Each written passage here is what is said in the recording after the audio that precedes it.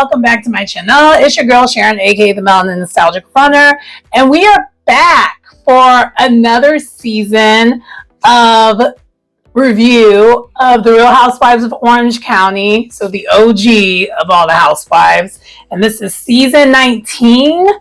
Episode 1 is called Revolving Door of Lies. And this was a super packed season premiere. So I watched it on Peacock, and it was like it was roughly 54-minute long episode, which is pretty long because Peacock, it's commercial free. Well, at least the kind I got is commercial free. So it's a lot. So, but yeah, a lot happened here, and at this point, everyone is like, all the housewives for this season are the same from last season.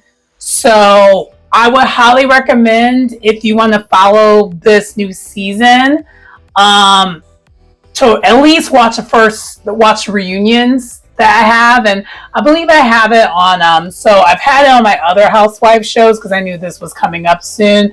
My playlist of the Real Housewives of Orange County. I would go to my playlist, go to the reunion, and that will get you caught up, because a lot of the drama that was spoken about this episode came from the reunion, and it's just they're picking up where they left off.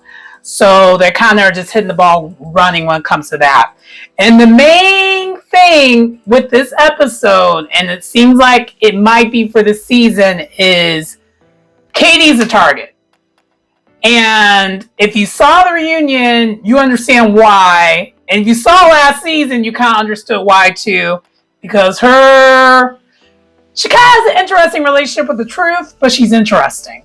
So, yeah. The ladies are already kind of getting sick of it already. And we'll get more into that as we go into the review. So without further ado, let's go ahead and get into it. So first, we start off, we do the montage. They are showing a whole bunch of different montages when it comes to this. Kind of what everyone's up to. We see Gina with Travis. They're staging a house together because they're both in real estate outside the show. We see Emily and Shane with the kids going roller skating. I believe we see Shannon with her dogs. We see Tamara with her dogs. We see Heather and Terry, and he's talking about the gym because he's in LA right now. Well, they're in LA. And so that's a montage. But the first official scene of this episode was Shannon, and she picks up Katie, and they are heading over to the car dealership for Katie to look at cars. And so we find out that after the reunion, Katie and Shannon got really close because Katie, and at least in her opinion, feels like Shannon had her back out of everyone when it came to the reunion. So they've gotten close since then. And also the other thing that we see is that Shannon is in a much better place. She's saying she's good. She's since settled her debt with John Jansen. I was wanting to forget that dude's name, but I remembered it, unfortunately. And so that's done. And she's just focusing on just herself and not really wanting to date or anything like that. Now, there might have been some parts of this that's missing because Shannon was actually on another reality show in between the seasons, Love Hotel. So I don't know if she's divulging more extra stuff outside of that, but we're just talking about this show because I have no interest in watching that show, respectfully, because, yeah, none of the housewives are on that show are interesting enough for me to want to watch it, respectfully. So, yeah. They're basically good. And then Shannon kind of gets into it with Katie about her behavior with Emily. So Emily, but before we go into that, I forgot. Shannon did mention that she's inviting all the ladies to this retreat place called Golden Door. And apparently this is where Shannon has went to throughout the years when she needs to, recenter herself and whatnot. And it sounds like this might have been where she went to when, after her DUI situation, I think she was staying there for a while to kind of get herself together, because there's no alcohol there, there's no Wi-Fi. It's literally a place where you could just like go off grid. And I'm not mad at that. When I saw the go, like when later on in the episode we see them there, I was like, dang, I want to be in Puerto Rico so bad right now. Not right now, but I want. There's a place in Puerto Rico that was very similar to this, and it was way less expensive. Because this place was I was like, whoa, that's expensive. But we'll get into that when we go more in that episode. So, but as her BMW shopping, Katie kind of shares that she's got back from the golf tournament with her husband, the Phoenix Open, which, side note, that is a fun golf tournament. I've actually been to that before. It actually is a good time. It's so much fun. And I guess it depends if your type is that type. There are a lot of single guys out there, but like, no offense, none of them are my type. They're a little bit older. But they did have younger people there too. It's a fun golf tournament. So if you are into going to golf tournaments, that's probably one of the ones I would highly recommend going to. It's pretty inexpensive, and you can make it a fun little weekend. And they have that golf tournament. I think it's like around February or March. I believe it's February. So you can like, it's an excuse to get out of the winter too. So you can kind of use it as like a little bit 1A, 1B, and it's before Phoenix gets really hot. So I would highly recommend it. Just saying. So because they show footage of them being there, I was like, yep, I've been to that. It's fun. But anyway, so they're talking about Katie and Katie versus Emily. So we know Katie and Emily did not start off on the good foot, especially towards the end of last season, and they really went. It really went left during the reunion, especially Emily and her vitriol. And Katie, apparently, because Katie thought, why am I getting all this heat for something my daughter did? Because we remember Katie last season when we got introduced to her, she was an older daughter. Her daughter's an adult, legally an adult. And she basically divulged information that Emily apparently was talking crap about Heather. And I don't think and the thing is, it's been tricky this whole entire time, is Emily made a big deal out of this last season, and they're continuing to like carry this bone off of something that should not have been a big deal. But now the problem is Katie has made it worse. At first, it was definitely giving Emily was overreacting and doing too much, but somehow, some way, Katie made it worse. So apparently the daughter was right. She wasn't lying, because even the ex-nanny said the same thing. Emily's ex-nanny. And the thing is, I don't think necessarily Emily was talking to her kids about the show, but y'all already know, kids be hearing what y'all talking about. I don't know why, as adults, some of y'all be thinking your kids don't be listening or hearing anything. Everything that my parents tried to make it this adult conversation, I knew about all of it. I was always listening. I was always at the adult table listening, pretending I ain't listened to everything that was being said. I heard everything. I be knowing. And I'm pretty sure those kids, especially since the kids are 10 now, yeah, they were listening. And so they basically just told the babysitter, which happened to be Katie's, daughter, that like she doesn't like Heather. But that's not good for the show, because Emily's been trying to patch things up with Heather for a while now. So like, of course she doesn't want that to get out. So it's not good for her. So that's why she's like made a big deal out of it last season. But anyway, neither here nor there. But basically the ex-nanny decided to come forward after the fact and basically validate that no, Katie's daughter is telling the truth. And then we find out that the ex-nanny reached out to Katie and asked to get information to tell this to like the podcast that Katie's daughter was talking to. So now the vlogs and everything got a hold of it. And so this episode, not to spoil it all, but let's just put it on the floor. Katie and these blogs. That's kind of what's happening here. And we'll get more into the other ladies because apparently Emily is not the only one she's doing this with. and there's an excuse too. But we saw during the reunion that is Katie. Katie had an excuse for freaking everything, but the math is not mathing. So in a weird way, it doesn't seem like the ladies are wrong, even though you want the ladies to be wrong. Because, some of the ladies are doing all this, especially Emily. Emily's not necessarily the most likable housewife, but in this case, we'll see what happens there. So that's kind of what Shannon's trying to kind of just like say, hey, you were kind of wrong for doing all that. You did a lot there. And Katie's retorting at basically saying like, hey, but Emily during the reunion brought up my whole entire thing about the custody battle. That was not okay either. Which I agree with Katie. That was actually way below the belt. That was, to me, I think that was much worse. So I actually do agree with Katie that was a much worse thing to like focus on and to do. Like Kate, like let's be so for real, if y'all. And this is why I feel like y'all need to watch a reunion if y'all remember it.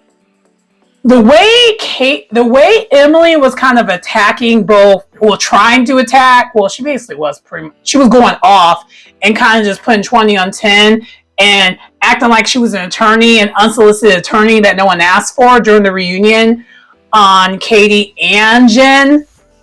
Yeah, Katie basically said, yeah, I mean, that was me retaliating, just giving the information to the ex-nanny to tell the vlogs. That was my retaliation. It's not right, but it was my retaliation. And so that's kind of where we're at with that. So while this is happening, there's actually a dual scene taking place where we actually do see Gina's new house. And we find out from Gina, like, hey, last season, Travis and her had that separation thing.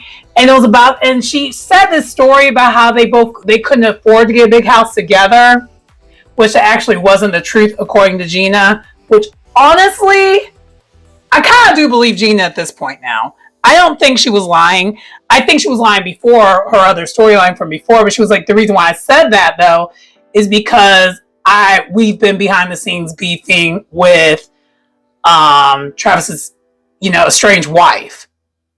Because I don't know if they're divorced yet. I think that's what's been also the holdup. Like basically, they've been separated for years. I mean, years. But apparently Travis's ex-wife is just making it a living hell and will not let this man move on. And will use anything to make it where it's a custody battle or any of the things. And because Gina's in a relationship with this man, she's getting pulled into all the things too. And Gina basically essentially, during the reunion, she actually confessed that this what was really going on. And so she's like, after the reunion, I actually went to Bali and cleared my mind and realized I was just running. I was a runner. And we saw that last season. That was kind of what she does. She does these things and she can't handle it and she runs away. And she's like, and I'm trying to fix that. And so that's kind of her story right now. Otherwise, in other words, she don't really have a story other than the story that's been the story, but she wasn't talking about, but now she's kind of finally trying to talk about it. That's kind of what's happening with Gina. But anyway, right now, Shannon don't really have a story. Well, Shannon does have a story, but we'll get to that a little bit later. So then Emily does show up and finally gets to see her house. And Emily basically says her side of the issues with Katie. And how Katie was bothering Emily about it, which I could agree with her on, is, well, number one, let's state the obvious. Emily, out of all the cast members, is one of the most sensitive cast members ever. She's so sensitive. Everything bothers her. Like, she is, everything bothers her. She's very triggered easily. That's number one. But yes, she's so opinionated. Like, kind of Karen behavior. like, to keep it real, that is the most Karen thing ever, to be, like, really irritated, like really hurt and triggered easily, but yet you have all the opinions in the world, but the world, child, we're gonna leave it alone. But anyway, so that's Emily in a nutshell. She's kind of easily triggered. Number two,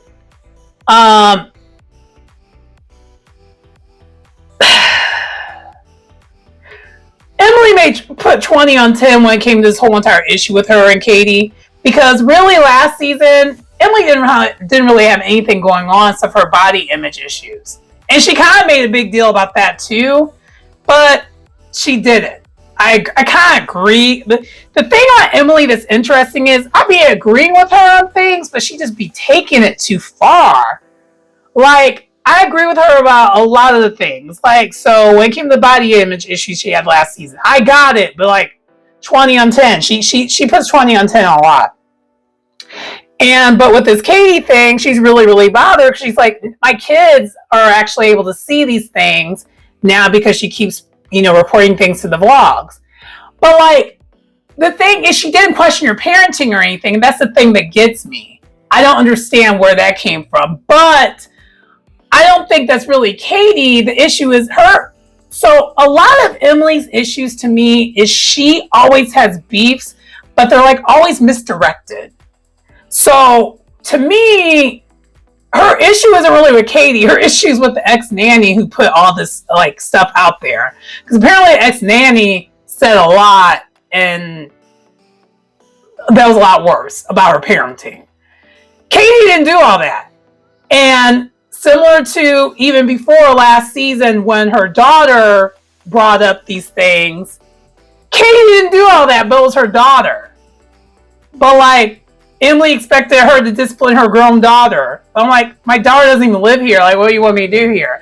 Like, her daughter can essentially move out if she wants to. So it's like, how can I really do that? I can't take her phone away. She's an adult. Like, it's probably her own bill, But anyway, so Emily's really, really triggered by it. And so that's kind of what we got here. So we already see the direction. It is Emily versus Katie. But for once, Emily has more going on besides this. We'll get into that a little bit. Okay. And so then the next thing that we get here is that Shannon briefly talks to one of her daughters, Stella. And we found out that her daughters are doing great. One of her daughters, I forgot the other one's name, she lives in New York. And Stella, when she was FaceTiming her, was at a rave in Amsterdam. And Shannon's face was cracking me up because you could tell she was terrified. She's like, girl, why are you at a rave? Especially how conservative Orange County is. I can imagine Shannon's like, what? You better not be doing any of the rugs of it all. And Estelle's like, no, I'm just here for the DJ. Here to have a good time. And you could totally go to a rave without doing the things. It's not that hard. Like, you don't have to do those things to have a good time at a rave. As someone who's been to one, you could just go. And it's fun. Especially if you love music and love to dance. It's not that hard. But anyway, so they're talking, and then after that, then we get another scene here with Heather, and so a lot of this episode is getting us caught up to speed. So let's go on to talk about Heather and stuff a little bit too. Okay, so then Heather and Terry are at their Beverly Hills house, and it looks like a disaster. So it turns out they were in over their heads with this one, according to them. They did not get the quote that they were expecting to get until after the contractor already started work. As in like ripping everything apart, ripping everything down, stripping everything. And then when they stripped everything, it just looked crazy. It didn't look good. And so Terry wants to just take it as a loss, basically just, redo the flooring and then sell it. That's kind of what they're considering, and that's it. because about the way they're over budget, about time they get to things being done, their youngest is going to be out of high school. And I don't remember how young their youngest is, but like, yeah. And apparently it sounds like this Beverly Hills house was not meant to be like their long-term house like that, where it's going to take that long for them to even just live in it, for how big the house is. So, because it's a house in the hills. So, that's kind of where they're at with that. And next, let's get into what's really some of the things that are going on with Emily. Okay, so with Emily, she is, we see her twins, her twin boys, and her one twin boy, we find out when she's basically was trying to get her kids to eat. And she kind of talks about how both her kids are kind of small for their age because they're both 10. And when she said they're both 10, I was like, oh, wow. They're really small for being 10. Especially in today's definition, what a 10-year-old looks like. Like, I was saying the 80s, maybe. And even 90s, because we didn't use as much hormones and stuff in our foods, and we weren't looking the way we look today. But they're really small. They look like they're 7. They don't look like they're 10. And really, her main concern is with Luke. So we find out Luke has, I forgot the exact name of the disorder, but it is a type of a subconscious, basically some type of a eating disorder of some sort. I believe it's an eating disorder. I'm not 100% sure because I've never even heard of this type of disorder, but I can describe what it is. So essentially what's going on with with Luke is that he's hypersensitive to smell, and the idea of eating disgusts him. Like, food disgusts him. So he already was a picky eater, and so at first, they were chalking things off to him being a picky eater. Come to find out that his relationship with eating and his sensories are off. And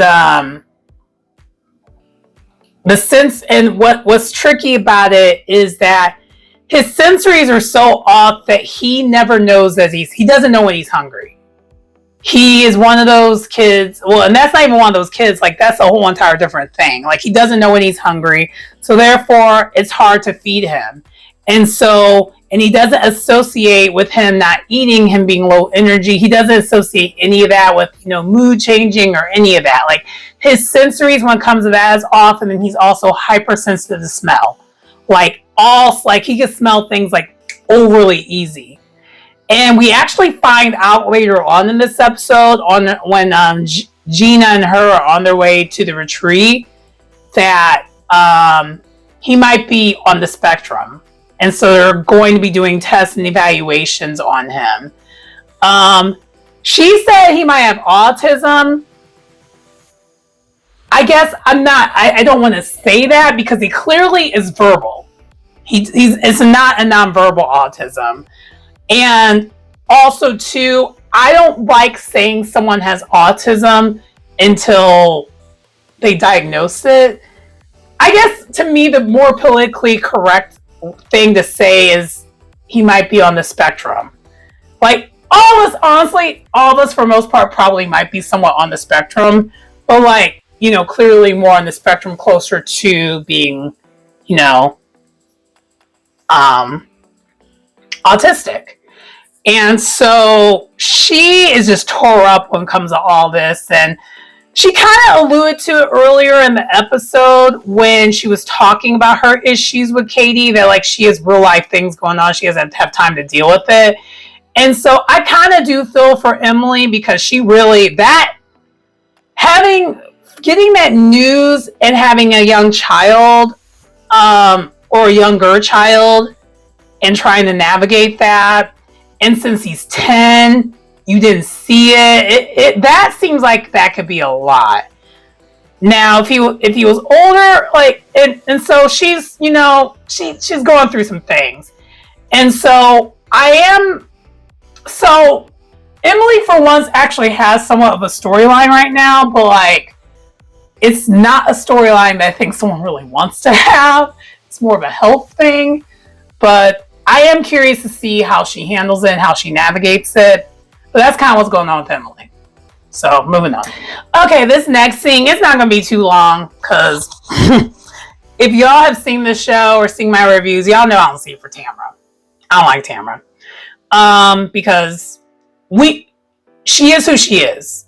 And the fact that she tries to play in all of our faces to make it seem like she's something that she's not, I'm not with it. I'm sorry. You've done too many things on TV for me to think otherwise about you, you know? So anyway, Tamra she meets with her therapist. Apparently she's been meeting with her therapist now since the reunion. And she's crying immediately. She's being emotional. She's trying to be vulnerable. And she's saying a lot of her trauma is how she reacts. And I guess she's wanting us to believe that she's changing as a person because of this. And I just don't believe it because a little bit of the old Tamra came out towards the end of the episode. So it's like, girl, and that's the problem with Tamra is she thinks that we don't know. Like, if you're going to be a villain, just stand in it. If you're going to be a better person, stand in that. But like, don't play in our face. Like, everything with Tamra comes off as super performative and not real. Like, I kind of already had it up to here with her once she played with religion and got baptized to still have vile, horrible behavior after the fact. It's like, girl, I don't know what God baptized you, but child, it didn't do what you thought it was gonna do. But so that's kind of where we at with that, is that Tamra's at therapy.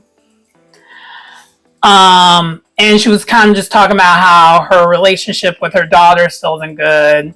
But we know why. It's because of the show and how she acted. And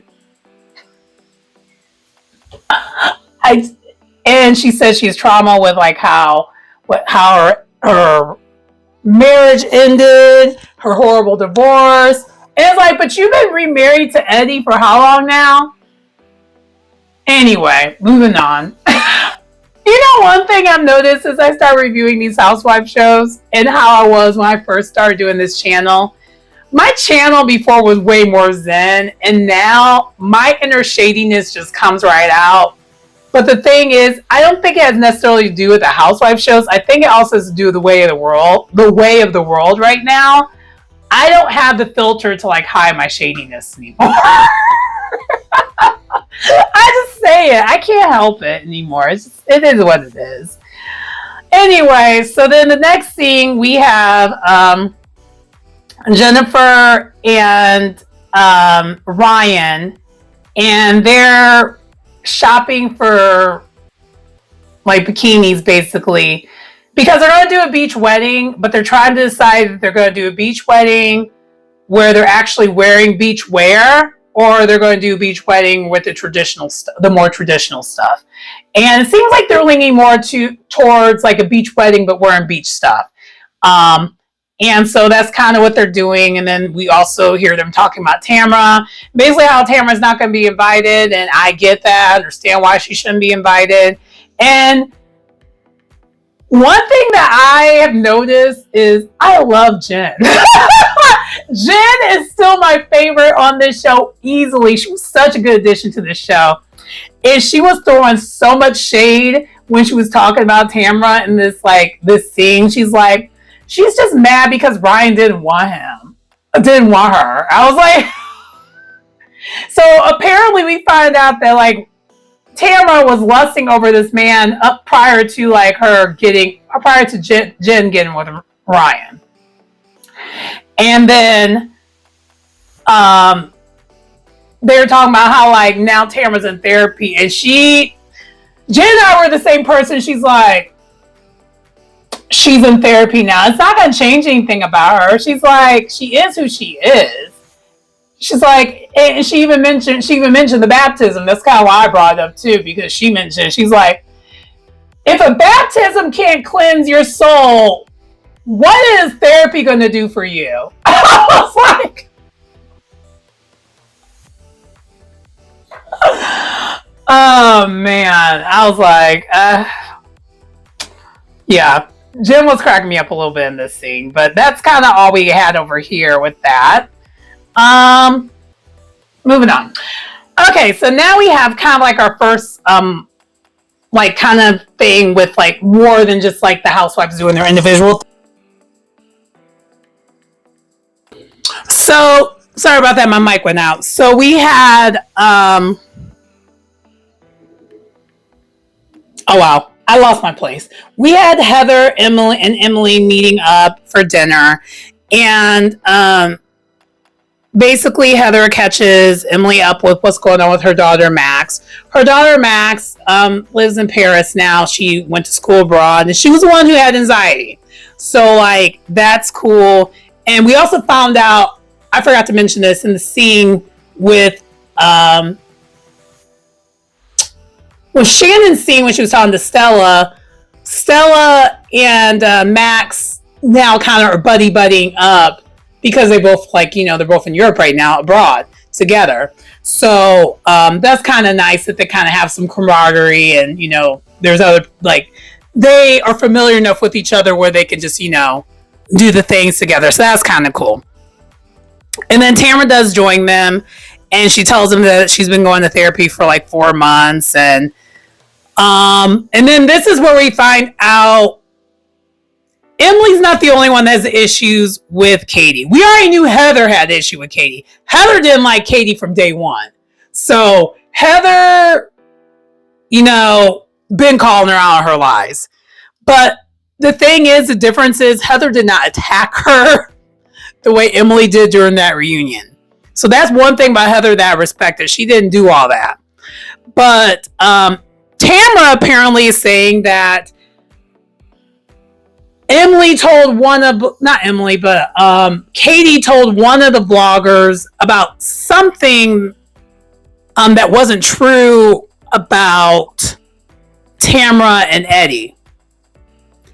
So the issue that they all have with her is that she is way too chummy with the bloggers. And I will actually shoot Katie a little bit of bell right now. Let's be so honest. Let's be so for real. All these housewives are chummy with the bloggers. All of them are. The problem is that I think is happening here is that she's being really sloppy and obvious about how she's feeding information to them. I think all the other ladies do the same thing, but they at least cover their tracks a little bit better. Because at the end of the day, I feel like most of these women's news, how would it get out there? They're not celebrities. They're bra-celebrities. Like, no one's following these people enough to be knowing everything that's out there unless they're giving them information. But I feel like the difference is, in a lot of cases, is these housewives usually give the blogs information about their own stuff and not what Katie's doing. Or if they do it, it's not obvious. Like, they're able to cover their tracks a little bit better. Because allegedly, a lot of the Beverly Hills girls do it. A lot of the girls do it. And so that's why the ladies have a little bit of a problem with her right now. And so they're kind of talking about how they're going to address that. And that's kind of what happens here. Moving on. So next, Gina and Emily, they're on their way to actually, and this, I thought this was so I kind of skipped ahead here. You remember how earlier I said that Emily found out that her son might be on the spectrum? This was not leading to the I thought it was them on their way to the retreat. This is actually on their way to meet up with Katie. And so they're on their way to meet up with Katie, Gina, and Emily. And Gina, so by the way, Gina, girl, I will say this. I don't like how Gina's moving. And I haven't been like how Gina's moving when it comes to Katie. Gina has clearly made it a thing to target Katie, and she started it last season. That's been her thing this whole entire time. And so even when Emily and Gina were talking about Katie at the house, Gina's taking this all up as if like it's her business out there and stuff like that. She's just like, she's not really part of it. She needs to mind her own business. Like, honestly, when it comes to this. But, Gina had an issue with Katie last season that she claimed that she let go, but clearly she didn't, because she's still up to her same thing when it comes to this. And one of the things that Gina said, according to Gina, was that she claimed that Jen said that Katie's a con artist. And I'm sorry, Gina, I don't believe you. I think you're full of shit. I can't see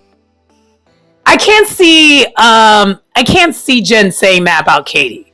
I can see Jen saying that she's an interesting relationship with the truth, and I feel like she said that before. I think she kind of even said during the reunion. She even says in this episode, like, that's like the most obvious thing everyone knows, could tell that Katie is a like interesting relationship with the truth. Like, she'd be lying.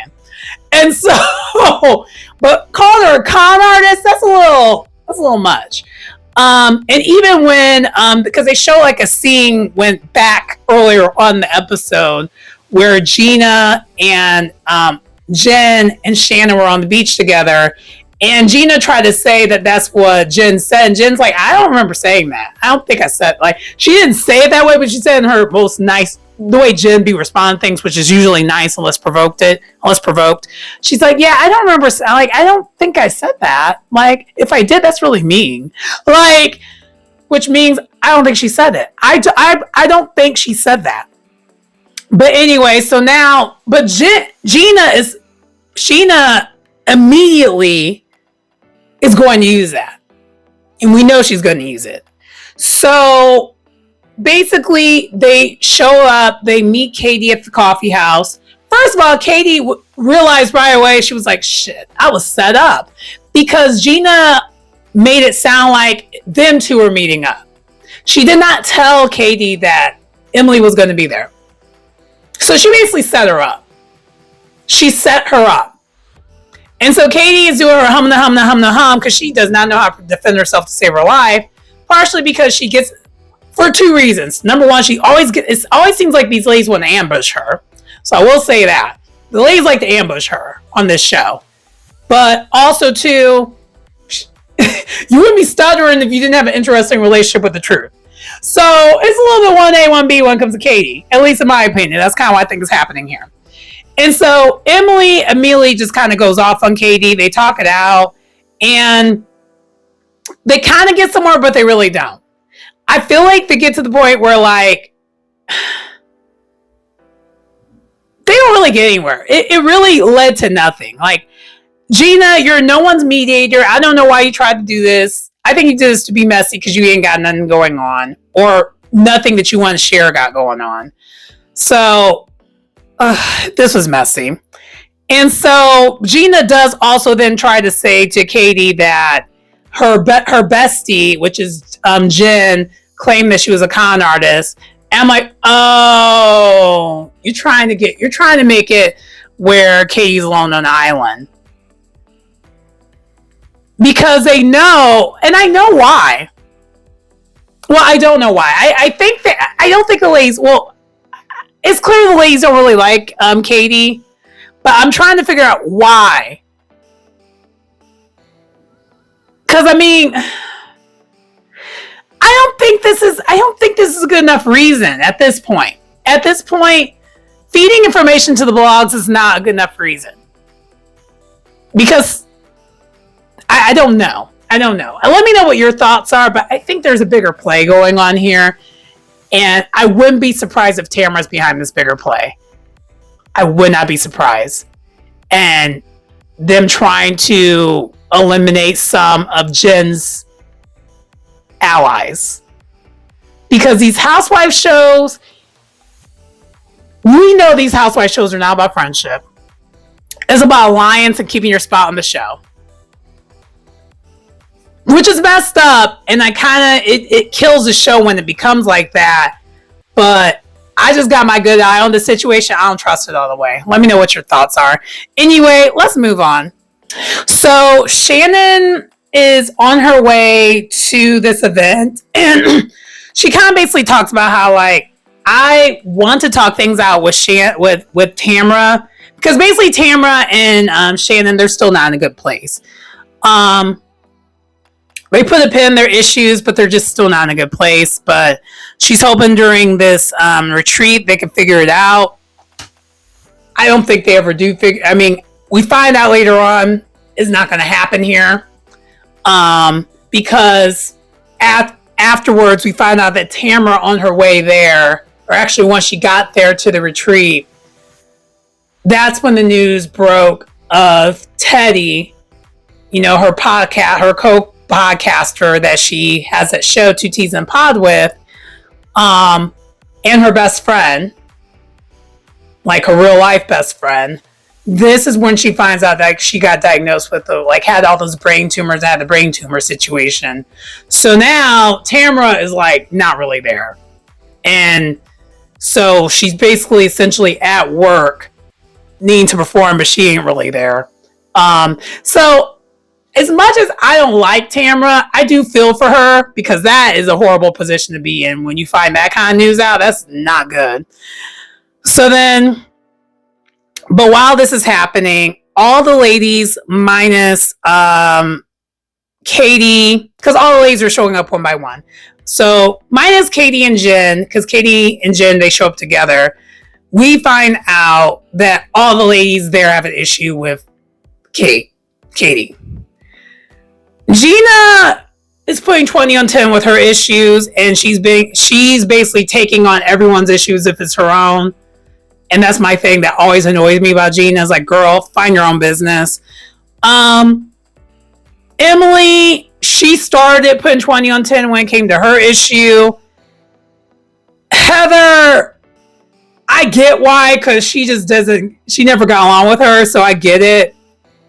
And then Tamra now has an issue with her too. And Shannon's like, I invited her because I just want these issues to get resolved. At this moment, Shannon doesn't have an issue with Katie, but the trailer, I don't know how long that lasts. I think towards the end, everyone's having an issue with her, but we'll find out as the season progresses. So then, basically, they show up. So Katie and Jen show up, and half the group does Tai Chi. So that's Heather, Gina, and Tamra, while the other ladies do like the Japanese drumming stuff, which seems like it's kind of fun. And then from there, they have a brief break before they all meet up for lunch. And Tamra and Jen are both talking about how they don't see it for each other. They're going to probably make it a point to not even try to talk to each other on this trip. And it's fine. That's kind of what's happening. But my main thing is, Tamra, you are back at your old BS, because I don't understand why you found it okay, or thought that Jen would be okay with you after you basically accused her man of, federal crime. And you basically alluded to her fiance being implicated in that federal crime that happened with the baseball player, Hideo Tommy. Even though that was his best friend that was part of it, which is wild. That's a wild story. But you made it seem like he was part of it too, which he wasn't implicated. So if the law says he wasn't, I guess that's what it is. That's none of our business. But the fact that you said it on national TV, and Jen broke it down and made sense in the confessional. She's like, she knows I'm in the middle of a custody battle with my ex-husband. Anything like that would kill it. And you're supposed to be my friend? No, we're never going to be okay. We're never going to be good. And this is the future man. This is the man of my life that you're doing all this with. No, we're never going to be in a good place. F you. And so it gets me that Tamara is trying to play victim when it comes to this. She did the same thing when she was meeting with Heather and Emily at dinner. She's making it seem like she's the one who's been wronged and not her. And she's also doing the same, side note, Tamara's also doing the exact same thing when it comes to Shannon. She's making it seem like she was wronged, and not you calling her a drunk and constantly weaponizing the fact that she might actually truly have a substance problem. Because that's what a good friend does, right? See, Tara is full of ish, and that's why I was like, girl, your therapist should teach you how to stop being a narcissistic, act like a narcissistic victim all the time. Sorry. Sorry. I should really stop doing these, like, I maybe need not do these reviews on an empty stomach. Anyway, moving on.